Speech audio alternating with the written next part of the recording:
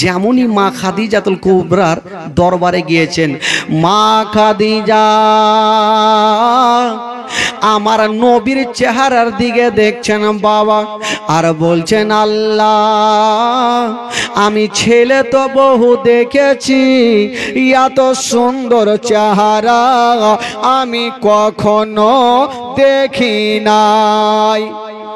আমার নবীর দিকে দেখে ডাইরেক্ট হয়ে গেছে, এত সুন্দর চেহারা। তো মা খাদিজা আবার চিন্তা করছেন আমার দেখে তো লাভ হবে না, যেহেতু আমার 4টা সন্তান হারা 2টা স্বামী হারা, আমি আর তোর বিবাহ করব না, তো দেখেই লাভ কি আছে।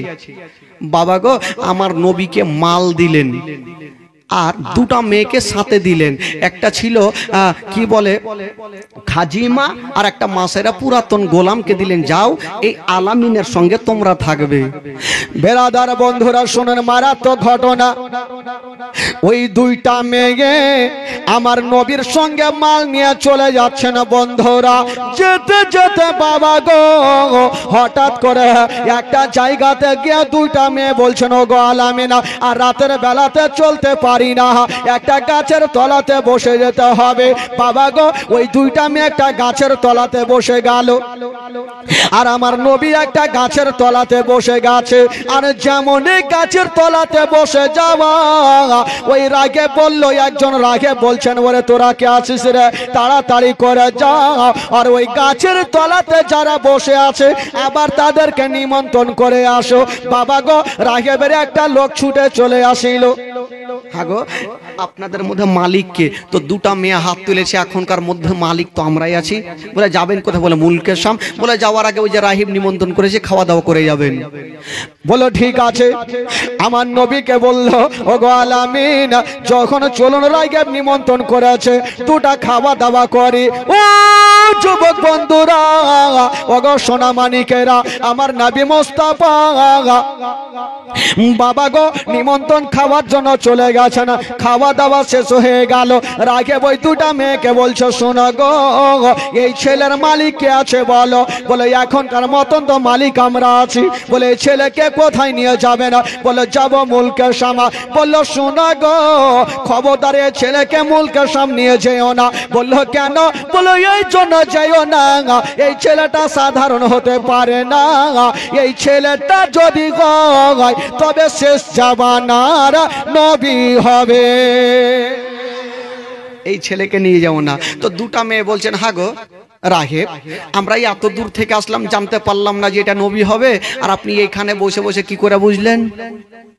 রাহেব চট করে একখানা আলমারি খুলে বাবা একখানা পুরানা কেতাব বার করে নিয়ে আছেন, আর বলছেন ও মেয়েরা শোনো এই যে আমাদের ধর্মের কেতাবে লেখা আছে এই ছেলেটা ওই গাছের তলাতে বসেছিল, ওই গাছের তলাতে কেউ বসতে পারে না, কেউ যেতে পারে না, কোনো পশু পাখি যেতে পারে না। ওই গাছের তলাতে যাবে কে? যিনি হবে শেষ জামানার নবী। এই ছেলেটা ওই গাছের তলাতে ছিল না, আমাদের ধর্মের কেতাবে লেখা আছে ওই গাছের তলাতে কেউ যেতে পারবে না, যিনি যাবে তিনি হবে শেষ জামানার নবী। ওই 2টা মেয়ে ভয় পেয়ে গেল, যদি এই ছেলেকে কিছু হয় খাদিজাকে উত্তর দিতে পারবো না। বাবা গো আবার ওই কাছের বুসরা শহরে মাল বিক্রি করে বাড়ি ফিরছেন। ইনারা রাস্তাতে যাচ্ছেন, আর ওই দিকে 40 বছরের মেয়ে খাদিজা বিছানায় শুয়ে আছেন। বাবা গো শুয়ে শুয়ে যেন একটা স্বপ্ন দেখলেন, ঘুমটা ভাঙলো। খাদিজা মনে ভাবছেন আল্লাহ এত সুন্দর স্বপ্ন আমি আর কখনো দেখি নাই। এত সুন্দর স্বপ্ন, কিন্তু আর মানেটা কার কাছে জানবো? যদি মানে জানতে পারতাম তবে ভালো হতো। কার কাছে জানবো? উনার একটা চাচাতো ভাই ছিল যার নাম ছিল ওয়ারকা বিন নাওফেল। কি নাম বললাম? নাকি ভুলে গেছেন বাবা, মুখে রাখতে হবে। ওয়ারকা বিন নাওফেল উনি একটা জবরদস্ত আলিম ছিলেন সেই যুগের। তো খাদিজাতুল কুবরা গেটে গিয়ে হাজির, ভাইয়া দরওয়াজা খুলেছেন, দেখছেন খাদিজা। খাদিজা কি খবর? বলল ভাইয়া একটা স্বপ্নর মানে জানতে আসলাম। বলল কি স্বপ্ন? বলল ভাইয়া গো আমি স্বপ্ন দেখলাম যে আসমানের চন্দ্র সূর্য নেমে আমার আঙিনায় চলে এসেছে। এই কথা যেমনই বলতে নাই, ওয়ারকা বিন নাওফেল মুখে উত্তর করলেন না, একটু মুস্কি মেরে হেসে গেলেন, একটু মুস্কি মেরে হেসে গেলেন। তো খাদিজা বলছেন ভাই আমি স্বপ্নের মানে জানতে আসলাম, ভালো না মন্দ তো আপনি হাসছেন কেন? ওয়ারকা বিন নাওফেল বলছেন খাদিজা তুমি যে স্বপ্ন দেখেছো ইয়ার মানে খুবই সুন্দর। কি সুন্দর বলেন? বলছেন খাদিজা তোমার স্বপ্ন যদি সত্য হয় তবে তোমার আর একটা বিয়ে হবে। খাদিজা বলছে মাথা খারাপ, চারটা সন্তান হারিয়েছি, দুটা স্বামী হারিয়েছি, আমার বিয়ে করব না, জীবনটা এমনিতে পার করব।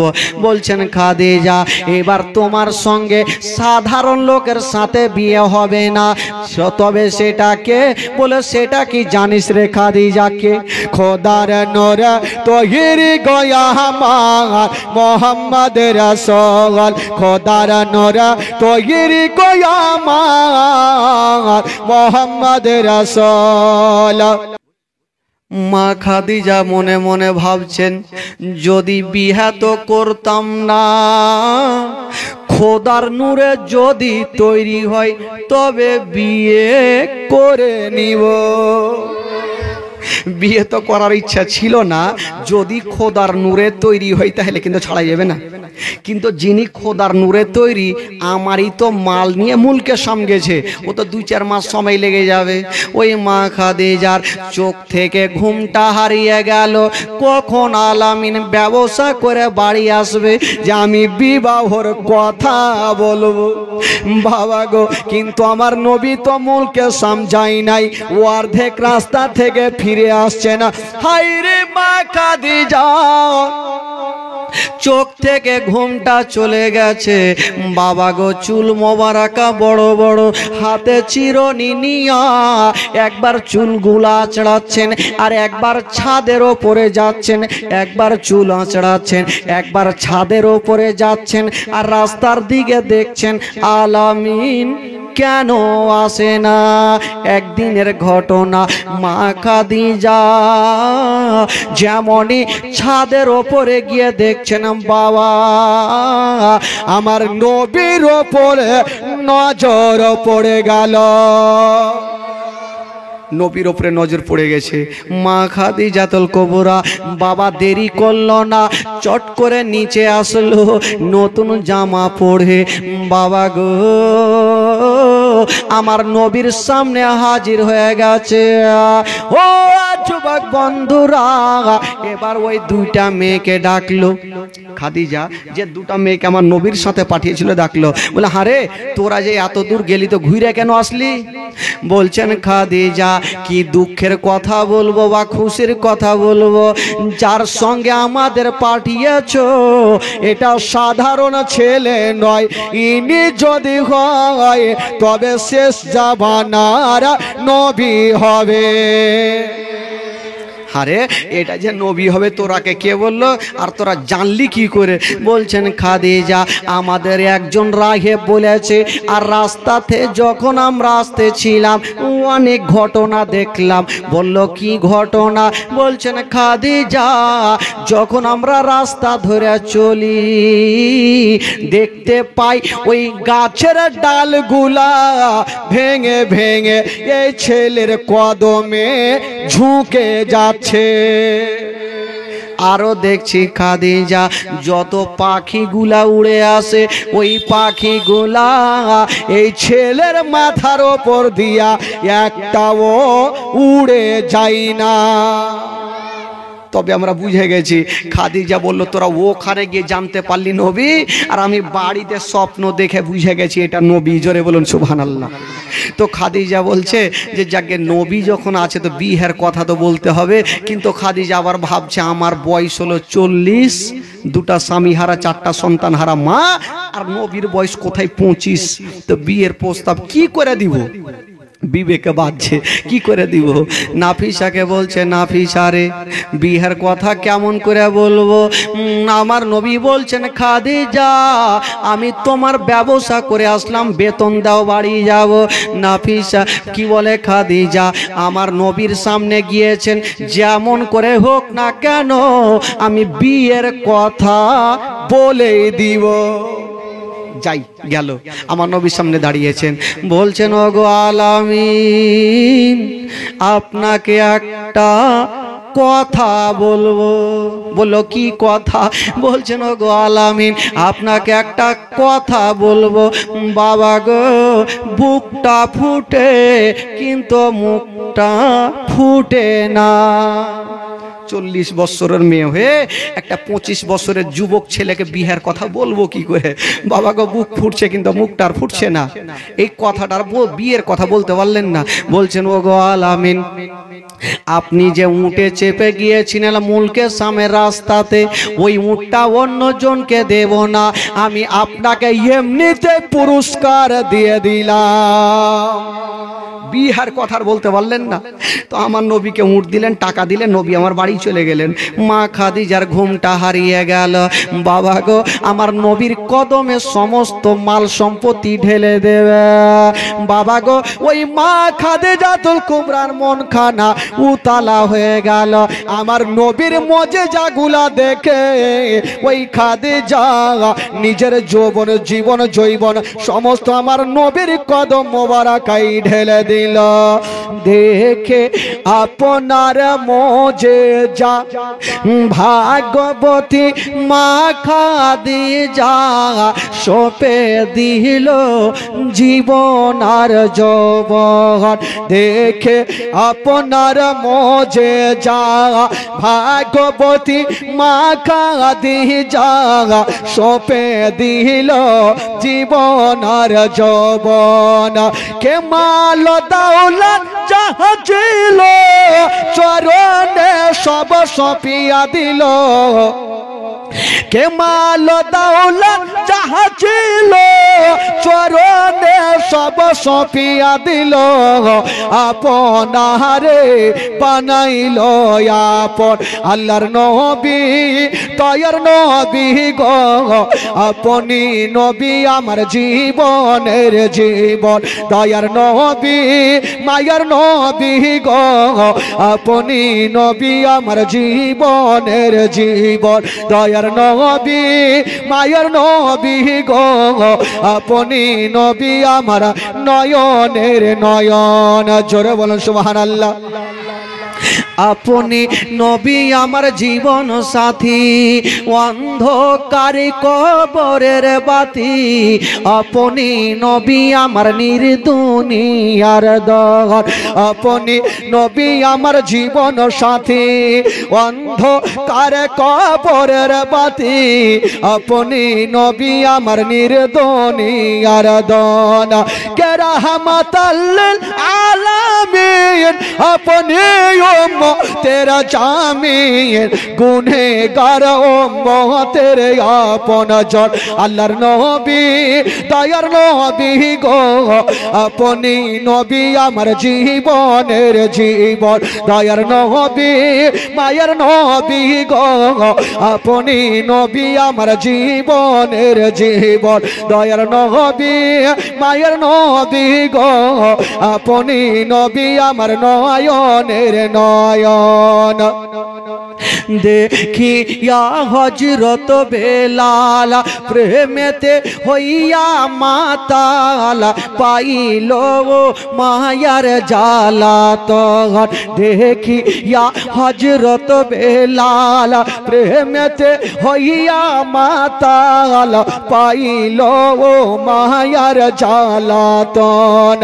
ও দেখে তাহার প্রেম বুক দিয়ে বেলালকে দিল দিলেন মুক্তি আপনারে বানাইলো আপন আল্লাহর নবী দয়ার নবী গো আপনি নবী আমার জীবনের জীবন দয়ার নবী মায়ের নবী গো আপনি নবী আমার জীবনের জীবন আল্লাহর নবী দয়ার নবী গো আপনি নবী আমার জীবনের জীবন জোরে বলুন সুবহানাল্লাহ গোটা মাজমা দুই হাত তুলে বলুন সুবহানাল্লাহ যারা নবীকে ভালোবাসা হাত তুলে বলুন সুবহানাল্লাহ মাশাআল্লাহ বাবা গো এবার নাফিয়ে খাদিজার ঘুমটা কিন্তু হারিয়ে গেল বিয়ের কথা কেমন করে বলবো বাবা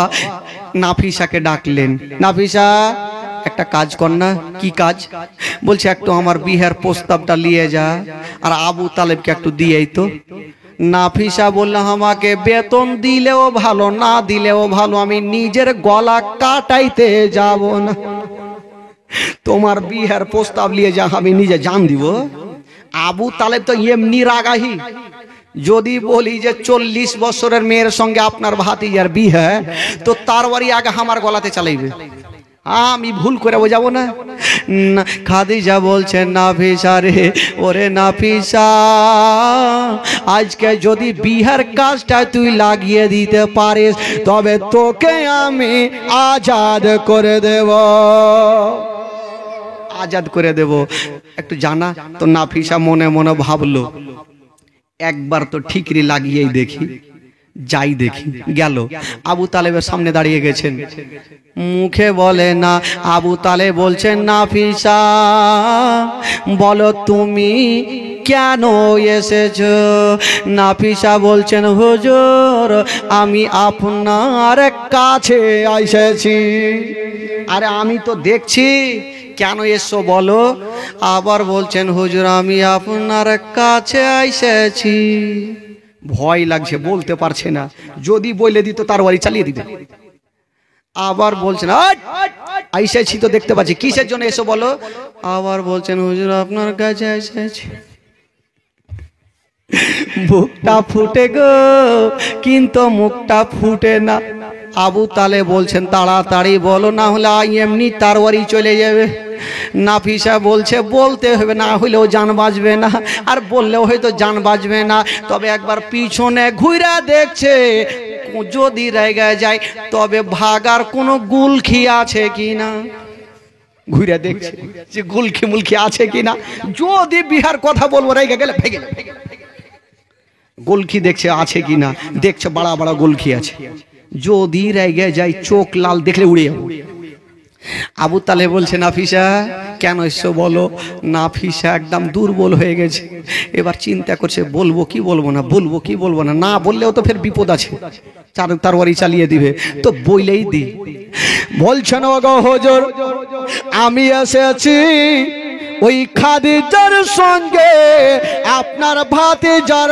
বিয়ের প্রস্তাব নিয়া যেমন এই কথা বলা আবু তালেব মাথায় হাত দিয়ে আছে আর বলছেন ওরে নাফিসা তুই কি পাগলি হয়ে গেছিস তুই কি পাগলি খাদিজা এত মাল সম্পত্তির মালিকিনি আমার গরিব ভাতিজাকে বিয়ে করবে তুই ঠাট্টা করা জায়গা পাস না নাফিসা বাড়কা নিঃশ্বাস নিয়েছে জান তো বেঁচেছে তার মানে রাজি আছে আবু তালেব বলছেন না এটা আমার বিশ্বাস হয় না যে আমার গরিব ভাতিজাকে একটা মক্কা নগরের যে সব থেকে দামি নামি এত মাল সম্পত্তির মালিকিন আমার গরিব ভাতিজাকে বিয়ে করবে আমার কিন্তু বিশ্বাস হয় না নাফিসা বলে হ্যাঁ সত্য কথা বিয়ে হওয়ার প্রস্তাবই আমি নিয়ে এসেছি তো যাকে যখন বিয়ের প্রস্তাব নিয়ে খুব ভালো কথা তাহলে নাফিসা তুমি এখন বাড়ি যাও আমার ভাইরা আরো আছে একটু আলোচনা করব তারপরে আমি জানাবো বাবারা ভাইরা ও ঘমা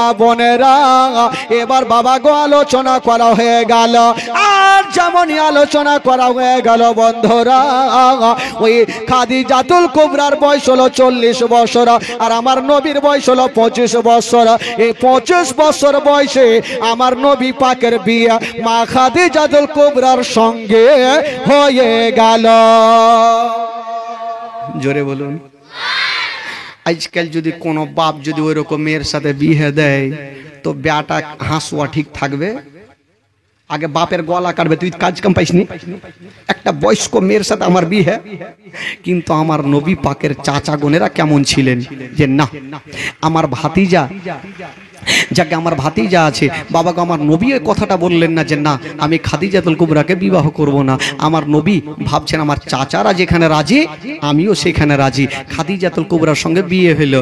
আর যেমনই বিয়ে হলো তো গোটা মক্কা নগরের মেয়েগুলা এইভাবে মুখে কাপড় দিয়ে ঘুরছে।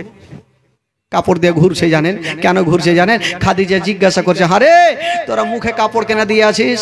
বলে আর বলিও না, ও গো খাদিজা তোমার কি অনুরুচ বলতে কিছু জিনিস নাই? বলল কেন? বলে একটা গরিব ছেলে যার কাছে বাড়ি নাই গাড়ি নাই, যার টাকা কড়ি কিছুই নাই, ওই গরিব ছেলেটাকে তুমি কেমন করে বিবাহ করলে? খাদিজাতুল কুবরা উত্তর দিয়েছিল, ওরে মক্কার মেয়েরা তবে তোমরা এক জায়গাতে হয়ে যাও। সবাইকে নিমন্ত্রণ করে দিল, সবাই চলে এসেছে, খাওয়া দাওয়া হয়ে গেল। আমার নবী বলছেন, ওরে মেয়েরা একটা কথা শুনে নাও, এই যে হচ্ছে আমার স্বামী, আমার যত মাল সম্পত্তি আছে আমার স্বামীর পদ তলে আমি ঢেলে দিলাম। আজকে সমস্ত মাল সম্পত্তির মালিক আমার স্বামী হয়ে গেল। এরা তো মুখে চুন কালি পড়লো, ভাইগে গেল ওখান থেকে। এবার গরিব মেয়েগুলা আরো মন খারাপ, গরিব মেয়েগুলা মাথায় হাত দিয়ে বসে আছে। খাদিজা বলছে, তোদের আবার কি হইলো? ওরা না হয় এটা হিংসা করছিল, তোদের কি হলো? গরিব মেয়েগুলা বলছেন, খাদিজা আমরা যখন বিপদে পড়েছিলাম তোমার কাছে কিছু চাইতে গিয়েছিলাম, তুমি চোখ বন্ধ করে মুঠি বোঝাই করে দিয়েছো, গন্তি করেও দেখোনি। আমরা সেখান থেকে নিজের সংসারকে চালিয়েছি। আজকে তুমি বিবাহ করেছো, তোমার স্বামী দান করবে কি করবে না তার জন্য আমাদের মনটা খারাপ। মা খাদিজা বলছেন, ওরে মেয়েরা শোনো, আমি দান করি কি তোমরা লোকটাকে চিনতে পারলে না? আমি যেমন দান করনেওয়ালি, আমার থেকে আমার স্বামী বেশি দান করনেওয়ালা। তোমরা চিন্তা করো না বাবা গো। তাই করা হয়েছিল। মা খাদিজাতুল কুবরার এত মাল সম্পত্তি ছিল, আমার নবী একটা একটা করে সব গরিব দুঃখীকে দান করে দিয়েছিলেন। জোরে বলুন সুবহানাল্লাহ। বাড়িতে খাওয়ার মতো পর্যন্ত কিছু রাখতেন না বাবা গো। এখন স্বামী স্ত্রীতে ঘর সংসার শুরু হইল। মা খাদিজাতুল কুবরার সঙ্গে আমার নবী থাকতে লাগলেন। দিন যাই সময় কাটে, আমার নবী এত দান করেছে, খাবার নাই। একদিন আমার নবী জিজ্ঞাসা করছেন, খাদিজা বলো বাড়িতে কোনো খাবার আছে কি না? খাদিজা বলছেন, ইয়া রাসূলুল্লাহ আপনি এত দান করেছেন, খাবার নাই। আমার নবী বলছেন, খাদিজা আছে তাও আলহামদুলিল্লাহ, না আছে তাও আলহামদুলিল্লাহ। আমার নবী এই কথা বলে বেরিয়ে গেলেন। আর যেমনই বেরিয়ে গেছেন বন্ধুরা, বাবা গো পাহাড়ের গুহাতে আল্লাহর নবী ইবাদত করতে চলে গেছেন। আর এই দিকে খাদিজা বাবা গো চোখ থেকে ঘুমটা হারিয়ে গেছে। আমার স্বামী আমার কাছে খাবার চাইলো, আমি খাবার দিতে পারলাম না বাবা গো। ওই খাদিজা বাবা গো জঙ্গলের দিকে কাঁদতে কাঁদতে বেরিয়ে গেল। আমার স্বামী কত না কষ্ট করে, আল্লাহ আমি খাবার দিতে পারলাম না বাবা গো। বিবির মনটা ভালো করে না, জঙ্গলের দিকে বেরিয়ে গেছে। চতুর্দিকে তাকিয়ে দেখছেন বাবা একটা গাছে একটা ফল দেখতে পেল। মা খাদিজা ওই ফলটা পাড়তে গেল, হাতে কাঁটা লেগে গেল। হাইরে নরম হাত দিয়া খাদিজার রক্ত ঝরতে লাগলো। রক্তকে রক্ত মনে করলেন না, ওই ফলটা সুন্দর করে কেটে বাবা গো আমার নবীর সামনে হাজির করেছেন। বলছেন, নবী গো ইয়া রাসূলুল্লাহ, ও গো আমার স্বামী, ও গো আমার মাথার তাজা, আপনার জন্য ফলটা এনেছি। আমার নবী যেমনই ফলটা নিতে যাবে দেখছেন খাদিজাতুল কুবরার হাত দিয়ে রক্ত। বলছেন, খাদিজা আচ্ছা বলো তোমার হাতে রক্ত কেন? বলছেন, নবী গো আপনার জন্য ফলটা পাড়তে গিয়া আমার হাতে কাঁটা লেগে গেছে, তাই আমি রক্তকে রক্ত মনে করি নাই, শুধু আপনাকে ভালোবেসে আমার নবীর জবান থেকে থেকে বেরিয়ে গেল, খাদিজা তুমি আমাকে খুশি করেছো, তুমি খাদিজার কি বলেন নবীর হকটা আদায় করে নিয়েছো, স্বামীর হকটা আদায় করে নিয়েছো। ও খাদিজা যাও যাও, আমি তোমাকে বলে দিলাম, আজ থেকে আমি নবী তোমাকে একটা কথা বলে দিলাম, তুমি আমার জন্য কষ্ট করেছো, তোমার জন্য জাহান্নামের আগুন হারাম হয়ে গেল। যাও, তোমার জন্য জাহান্নামের আগুন হারাম। বাবা গো, ওই খাদিজাতুল কুবরা রাদিয়াল্লাহু তাআলা আনহাকে নিয়ে আমার নবী থাকতে লাগলেন। দিন যাই সময় কাটে, দিন যাই সময় কাটে। খাদিজাতুল কুবরা আমার নবীকে এত ভালোবেসেছেন জানেন, আমার নবী যদি বাইরে থেকে আসতেন তো খাদিজা বিছানাতে ঘুমাতেন না। কেন জানেন? দরওয়াজায় হিল আনা লাগিয়ে দাঁড়িয়ে থাকতো, যে নবী যখন এক ডাক দেবে আমি একই ডাকে সারহাতে দরওয়াজা যেন খুলতে পারি, আমার নবী যেন দ্বিতীয়বার ডাক না দিতে হয়। জোরে বলুন সুবহানাল্লাহ। আজকাল কোন বিবি আছে ওইরকম নাক ডাইকে ঘুমাইবে, তুই আলি তো কি না আলি তো কি, ওইরকম বিবিরা জিন্দেগিতে হবে না ভাই। আর হইবে কেমন করে? বিবিকে ভালোবাসবেন তাহলে না, বিবিকে ভালোবাসবেন তাহলে না আপনাকে ভালোবাসবে। গেল আর মোথা বাড়িতে যেয়ে দু চারটা রসগোল্লা খেয়ে এলেন, আর বিবির সামনে যা একবারও তো মনে হয় না বিবির জন্য দুটা নিয়ে যায়, তো কেমন করে বিবি আপনাকে ভালোবাসবে? আচ্ছা, এখানে যারা বসে আছেন, যারা নিজের বিবিকে মারেননি, কখন একটু হাত তুলেন তো।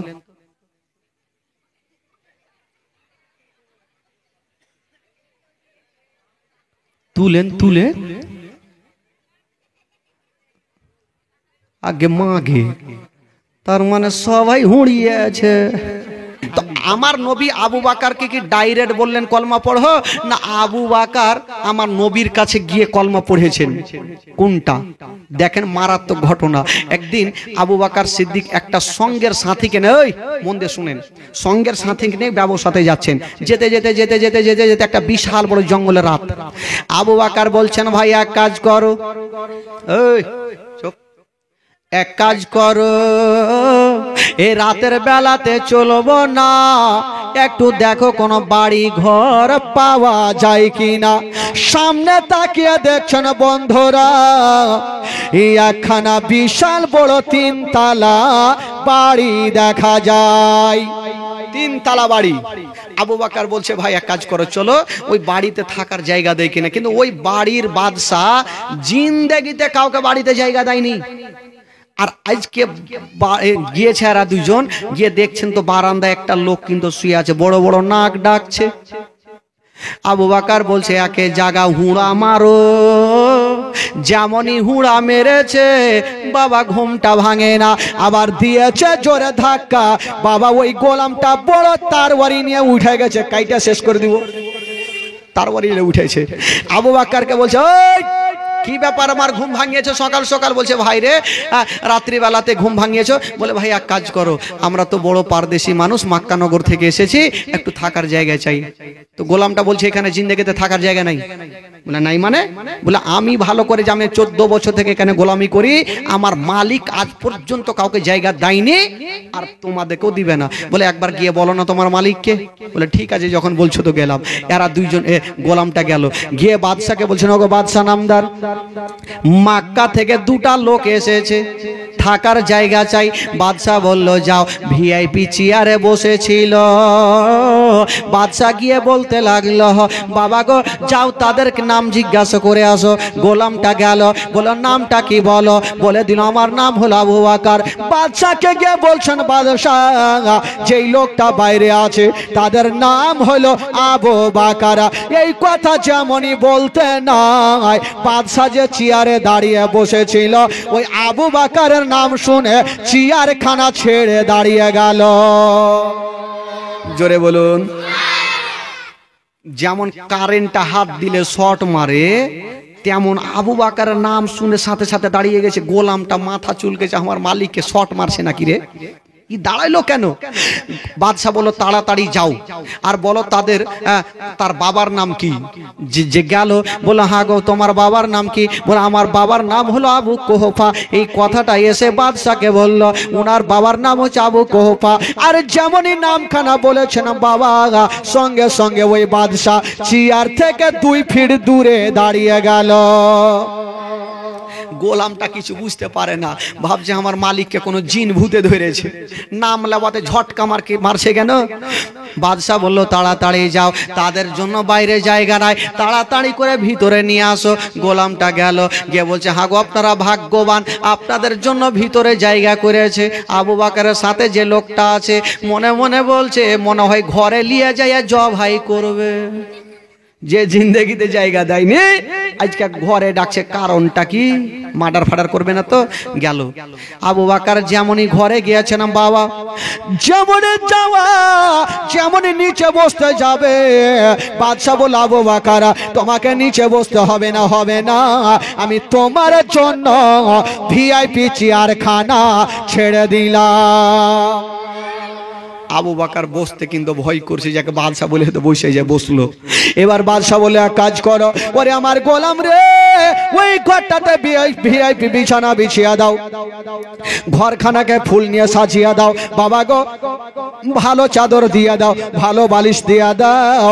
আবু বকরকে বাবা গো সুন্দর করে ঘরকে সাজিয়ে দেওয়া হইলো। বাদশা বললো যাও যাও, ও গো আবু বকর, ওই যে দেখো আমি তোমার জন্য ভিআইপি বিছানা বিছিয়ে দিয়েছি, তুমি ঘরে গিয়ে আরাম করো। আবু বকর সঙ্গের সাথী কিনে ঘরে গেল, আর সঙ্গের সাথীটা কি করেছে, ঘরে ঢুকতে নাই, সঙ্গে সঙ্গে তালা বন্ধ ভিতর থেকে। यार भय आछे बोलছে হুজুর দেখবেন যখন কুরবানির টাইম আসবে গরুকে সকাল বেলাতে রাত্রি বেলাতে কত আদর যত্ন করবে গোসল দেওয়াইবে মালা পড়াইবে আর সকাল হইবে তখন এখন আমাদের আদর যত্ন করছে আর সকাল যখন হইবে তখন গলা কাটবে। আবু বকর বলছে না না করবে না। গোলামটা বলছে হুজুর এই যে গেট লাগাইলাম সকাল হওয়া পর্যন্ত গেট খুলবো না, সে যাই চলে আসুক। কথা চলছে আর ওইদিকে বাদশা বলল আবু বকরকে দেখে আসো। একটা লোক দরওয়াজা খাটখাটাইছে। গোলামটা বলছে হুজুর মনে হয় ইসরাইল চলে আইলো, মনে হয় চলে এসছে, আর বাঁচবো না। ওই গোলামটা বলছে আবু বকর বলছে দরওয়াজা খুলো, বলে আমি জিন্দেগিতে খুলবো না। আবু বকর দরওয়াজা খুলেছে, খোলার পর গোলামটা বলছে হ্যাঁ গো আবু বকর আপনার সঙ্গে একটা লোক ছিল কুণ্ঠে আছে, ওকে তাকিয়ে দেখছে না, ভয়ে চকির তলে ঢুকে গেছে, আর নাই চকির তলে ভয়ে ঢুকে গেছে। আবু বকর দেখছে কুণ্ঠে গেল দেখছে চকির তলে। আবু বকর আসলো, বাবা গো এখানে একটা মারাত্মক কথা আছে। আবু বকরকে নিয়ে আসলো বাইরে। কি করেছিল? তাকে খারাপ করেছিল, গালি দিয়েছিল? না। বেরাদার বন্ধুগণ বাবাজি আমার শুনুন মা, আবু বকরকে যেমনই বাইরে নিয়ে চলে আসলেন বাবা একটা উঁচু জায়গাতে দাঁড় করিয়ে দিয়েছেন আর রাহে বাদশাহ একখানা আলমারি থেকে একখানা কিতাব বার করে নিল, একটা করে পাতা উল্টাচ্ছে না। আবু বকরের চোখের দিকে দেখছে না, একটা করে পাতা উল্টাচ্ছে না। আবু বকরের মাথার দিকে দেখছে না, একটা করে পাতা উল্টাচ্ছে না। আবু বকরের চেহারার দিকে দেখছে না। আবু বকর বলছেন রাগে আমি কিছুই বুঝতে পারি না, একটা করে পাতা উল্টাচ্ছে না, আমার চোখের দিকে দেখছে না, একটা করে পাতা উল্টাচ্ছে না, আমার চেহারার দিকে দেখছেন, এর কারণটা কিছু বুঝতে পারি না। রাগে বলছেন আবু বকর বলো মক্কা নগরে মোহাম্মদ বলে কাউরি নাম আছে? বলে জি হুজুর আছে। মায়ের নাম কি আমেনা? বলে জি হুজুর। বাবার নাম কি আব্দুল্লাহ? বলে জি হুজুর। দাদার নাম কি আব্দুল মুত্তালিব? বলে জি হুজুর। চাচার নাম কি আবু তালেব? বললো জি হুজুর। বলছেন শুনো আবু বকর তাহলে বলুন ওই নবীর বয়স কত হতে পারে? আবু বকর বলছেন আমার থেকে 1 বছরের বড়। তাহলে তোমার বয়স কত? আবু বকর বলছেন আমার বয়স হলো 39 বছর, তবে নবীর বয়স হলো 40 বছর। তখন ওই রাইকে বলছেন আবু বকর শুনে নাও, এই যে আমাদের ধর্মের কিতাবে লেখা আছে যার নাম হবে মোহাম্মদ, মায়ের নাম হবে আমেনা, বাবার নাম হবে আব্দুল্লাহ, দাদার নাম হবে আব্দুল মুত্তালিব, চাচার নাম হবে আবু তালেব। ওই নবী 40 বছর বয়স যখন হবে তখন ইসলাম প্রচার শুরু করবে। যখন ইসলাম প্রচার শুরু করবে সর্বপ্রথম নবীর কালেমা পড়বে যেই লোকটার নাম হবে আবু বকর। জোরে বলুন, আরো জোরে। ও আবু বকর আমি বুঝে গেছি আমাদের ধর্মের কিতাবে লেখা আছে তোমার নাম আবু বকর, তোমার বাবার নাম আবু কুহাফা। দেরি করো না, তাড়াতাড়ি করে যাও আর ওই নবীর কালেমা পড়ে তুমি মুসলমান হয়ে যাও। আবু বকর দেরি করলেন না, চললেন। যেতে যেতে রাস্তাতে রাত লাগলো। একখানা বাবা গো গাছের তলাতে কালো কম্বল গায়ে দিয়ে শুয়ে গেল। যেমন শুয়ে গেছে না বাবা, একটা স্বপ্ন দেখলো, একখানা নূরের টুকরা এসে চাদরের মধ্যে ঢুকে গেল। কোথায় গায়েব হয়ে গেল? আর এই চন্দ্রকে খুঁজতে গিয়ে ঘুম ভাঙলো। আবু বকর দেরি করলো না, নবীর বাড়িতে গেল। নবীকে বাড়িতে পাওয়া গেল না। যেমনই পাওয়া গেল না, বাবা গো পাহাড়ের উপরে যাচ্ছে না, বাবা গো আবু বকর কাছাকাছি হচ্ছে না। আমার নবী বলছেন, আবু বকর এসো, আমি তোমারই জন্য অপেক্ষা করতেছি। কাছাকাছি হয়ে গেল। আমার নবী বলছেন, আবু বকর দেরি করো না, দেরি করো না, এবার কলেমা পড়ে মুসলমান হয়ে যাও। আবু বকর বলছেন, নবী গো, ইয়া রাসূলুল্লাহ, ইয়া হাবিবাল্লাহ, নবী গো আমি তো কলেমা পড়বো। তবে নবী গো বহু দূর থেকে এসেছি, একটা মুজিজাগুলো দেখান, তাহলে ঈমান তাজা হবে। আমার নবী বলছেন, আবু বকর আমি তোমাকে কি শোনাবো? পা থেকে মাথা পর্যন্ত ওই খানকার রাহিব তোমাকে সব বলে দিয়েছে, আমাকে কেন জিজ্ঞাসা করো? আবু বকর কাঁপনি উঠে গেল। ওই খানকার রাহিব আমাকে এত কথা বললো, নবী মক্কাতে বসে জানলো কি করে এটাই নবী হবে? বলছে, আবু বকর এবার কলমা পড়ো। বলে, হুজুর পড়বো, আর একটা কিছু মুজিজাগুলো দেখান না, আবার দেখাবো। বলে, ঠিক আছে। আবু বকর শোনো, রাহিবের কাছ থেকে আস্তে আস্তে তোমার রাস্তাতে রাত লাগলো। বলে, জি হুজুর। একখানা কালো কম্বল গায়ে দিয়া একটা গাছের তলাতে শুয়ে গেল। বলে, জি হুজুর। আবু বকর দেখলে তুমি একখানা নূরের টুকরা তোমার চাদরের মধ্যে ঢুকে গেল, এই স্বপ্ন তুমি দেখেছিলে। যেমন এই কথা বলতে নাই, আবু বকর কাঁপতে শুরু হয়ে গেল। ওইটা না হয় রাহে বললো, আল্লাহওয়ালা বললো, এটা কেউ বলেনি, আমি জানি সত্যি, আমার মন জানে। আমি একখানা স্বপ্ন দেখলাম, আকাশ থেকে একখানা নূরের টুকরা আমার চাদরের মধ্যে ঢুকে গেল। এটা খবর জানলো কি করে? ইনি হলো শেষ জামানার নবী। বলছেন, ইয়া রাসূলুল্লাহ, ইয়া হাবিবাল্লাহ, নবী গো আবু জেলের কথা শুনবো না, উতবা সাইবার কথা শুনবো না, উমাইয়া বিন খালফের কথা শুনবো না, নবী গো আপনার কালেমা পড়ে আমাকে মুসলমান বানিয়ে দিন। আমার নবী আবু বকরকে সঙ্গে সঙ্গে কলমা পড়ালেন। জোরে পড়ুন, লা ইলাহা ইল্লাল্লাহ, লা ইলাহা, জোরে জোরে, লা ইলাহা ইল্লাল্লাহ, লা ইলাহা,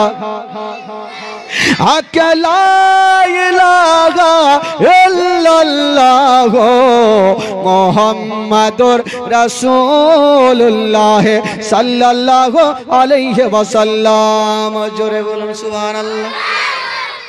আচ্ছা, গোটা মাজমা দুই হাত তুলে বলুন তো সুবহানাল্লাহ। আপনাদের ঘুম লাগছে নাকি? যাদের ঘুম লাগছে একটু হাত তুলেন তো। বাহ, চাঙ্গা আছেন ভাই। আচ্ছা, যাদেরকে ঘুম লাগে না তারা একটু হাত তুলে দেখান তো ভাই। মধ্যখানে শক্ত করে ধরে আছে, হাত তুলে না ভাই। এই স্টেজে যদি কেউ এইভাবে জীবনী শুনেন চোখ বন্ধ করে, তো বক্তারও তো নিন চলে আসবে। হ্যাঁ, একটু চোখ খুলে থাকতে হবে। তাহলে বক্তা কখন? বক্তার ব্যাটারি চার্জ হয় শ্রোতাদের জোশ দেখে। শ্রোতা যেমন বলবে দেখবে, বক্তার তেমন ব্যাটারি চার্জ হবে। তাও আমাদের মালদার মধ্যে ঠিক চলে, মুর্শিদাবাদে সব বুড়া বুড়া চাদর গায়ে দিয়ে বসে যাবে এইভাবে। ও মনে হয়েছে দুনিয়াতে আর নেই, ও আলাদা স্বপ্নই দেখছে। তো বক্তা কি করবে? ও চোখ বন্ধ করলে চলছে চলছে, একবারে যখন টাইম হলো ইয়া নাবি, কেউ উঠলো, যার ঘুম ভাঙলো উঠলো না, বৈশাই আছে। ওই এই অবস্থা আছে। কিন্তু আমাদের মালদার মধ্যে অনেক, মুর্শিদাবাদে 4টা লোক নিয়ে ও জীবনী করতে হয়। লোক থাকে না, 4টার মধ্যে একটা মাইকম্যান, একটা গ্রামের ইমাম, একটা মডল সর্দার, একটা কেশিয়ার, বাকি কেউ নেই। জীবনী লাগিয়েছে, টাকা দেওয়ার মালিক দিব, শুনতে যাব না। তা আমাদের মালদার সাইডে ভালো লোক হয় ভাই, আর এক লোক হয় উত্তর 24 পরগনা, এদিকে ভালো লোক হয়। তো যাকে বন্ধুগণ, আমাদের মালদার মধ্যে ভালো লোক হয়, এটাই মাশাআল্লাহ। কারণ নবীর মোহব্বত ভালো আছে, দিলের মধ্যে আছে, সব ভালো আছে। কিন্তু মালদার মধ্যে আমাদের মধ্যে নামাজি কিন্তু বেশি নেই আছে। যারা 5 ওয়াক্ত নামাজ পড়েন একটু হাত তুলেন তো ভাই। যারা 5 ওয়াক্ত নামাজ পড়ছেন, 1 2 3 4 5 6 7 8 9 10 15। আচ্ছা, যারা পড়ে না তারা একটু হাত তুলেন। হ্যাঁ, পড়ি না মানে তুলেন, কি আছে লজ্জার, কি আছে? আগে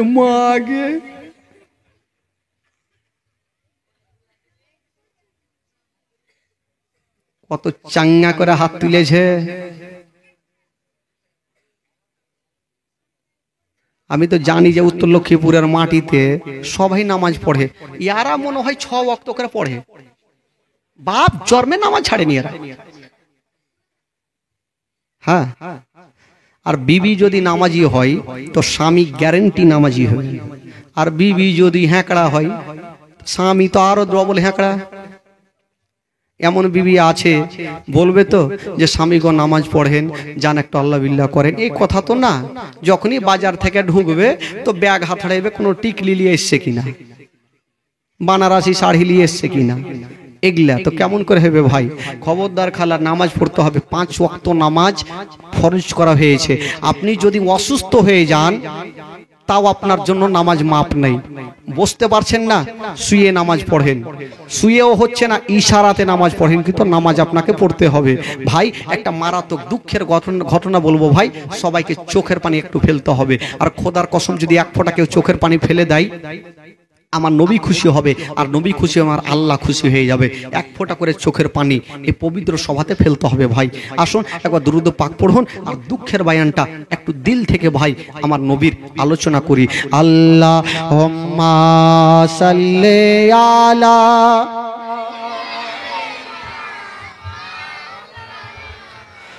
মোহাম্মদ ওয়ালা আলে সাইয়্যিদানা ওয়ালা আলে।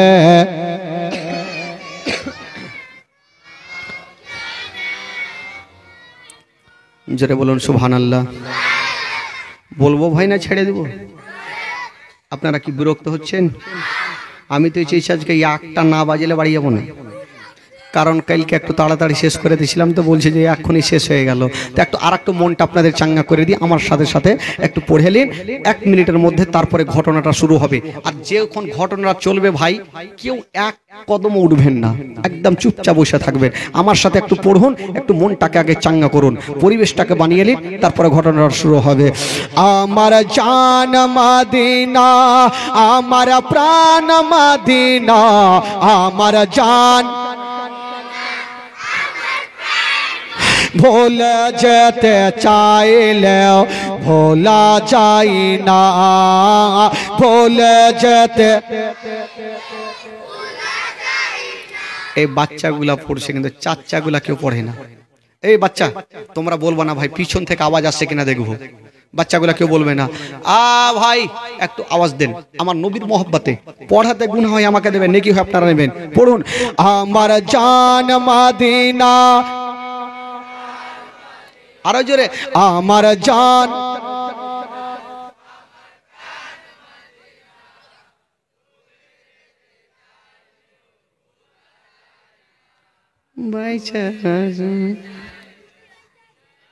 বাহ, চাঙ্গা আছে ভাই, এবার পরিবেশ খুব সুন্দর আছে। সুবহানাল্লাহ। এবার গোটা মাজমা পড়েন, যাতে আশেপাশে শয়তান থাকলে দুম ছেড়ে ভাগে। পড়েন জোরে, শয়তানকে বসে রাখতে হবে না, আশেপাশে শয়তান বসবে আর বৈশা বলবে বাড়ি চল, বাড়ি চল, সিরিয়াল দেখবো, টিভি দেখবো, চল। মানে ভালো কাজে বাধা দেওয়া, এটা হচ্ছে শয়তানের কাজ। সে শয়তানকে বসতে দিবেন না ভাই। পড়ুন, আমার জান মদিনা, আমার, আরো জোরে, আমার জান ভোলা যেতে চাইলেও ভোলা যায় না, ভোলা যেতে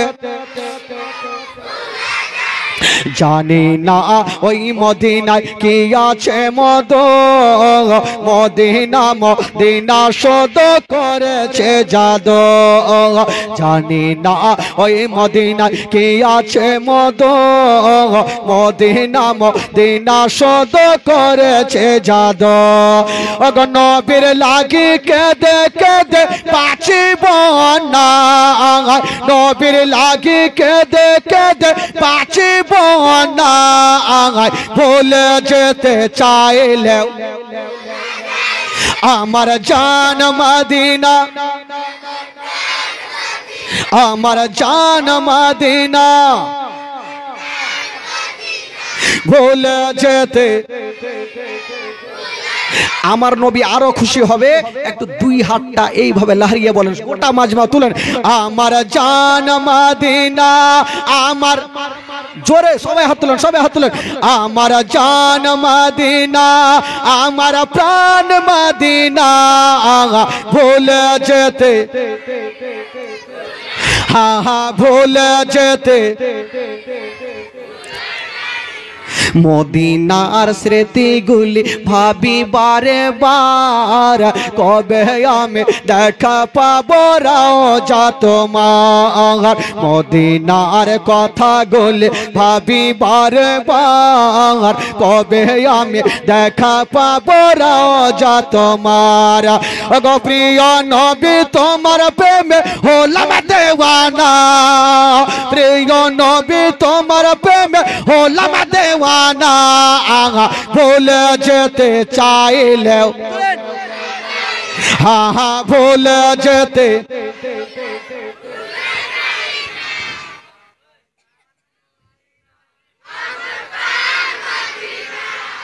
মার জান মদিনা, ভুলে যেতে চাইলেও, হ্যাঁ হ্যাঁ ভুলে যেতে চাইলেও ভোলা যায় না। বদর আছে খন্দক আছে উহুদের পাহাড়, নবীর লাগি এই কালিমের বেতার পাহাড়। বদর আছে খন্দক আছে উহুদের পাহাড়, নবীর লাগি এই কালিমের বেতার পাহাড়। ওগো মদিনাতে যাব মোরা হলাম দেওয়ানা, ভুলে যেতে চাইলেও ভোলা যায় না। আমার জান, আমার জান মদিনা,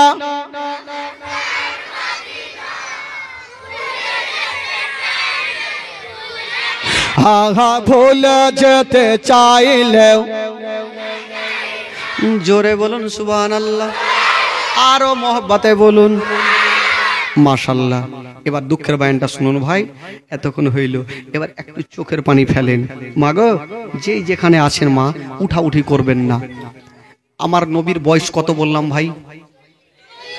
জোরে বলুন, 40 বছর।